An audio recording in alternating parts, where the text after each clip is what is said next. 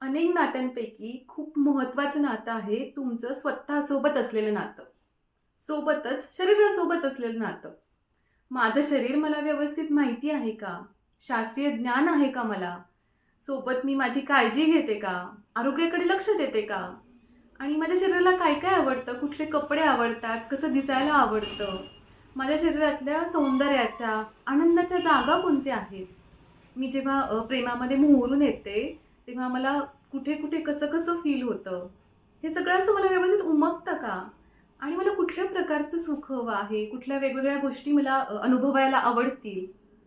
सोबतच मला काय आवडत नाही, मला कुठल्या गोष्टी अनकम्फर्टेबल वाटतात, मला कुठल्या गोष्टी नकोशा वाटतात, भीती वाटते. तर हे सगळं माझं मला माहिती आहे का? मी समजून घेतलंय का स्वतःला? आणि जेव्हा मी एखाद्या नात्यामध्ये जायचा विचार करते, तेव्हा हे सगळं मला त्या व्यक्तीला आत्मविश्वासानं सांगता येतं का?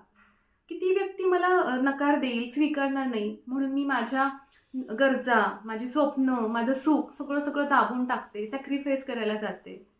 तर असं नाही केलं पाहिजे. आपल्या ज्या काही गरजा आहेत, आपल्या इच्छा आहेत, आपले आनंद आहेत, ते आत्मविश्वासानं दुसऱ्याला सांगितले पाहिजेत. तर यासाठी आधी स्वतः आपण आपल्या शरीराला स्वीकारलं पाहिजे, आदर केला पाहिजे, त्याच्यावर प्रेम केलं पाहिजे.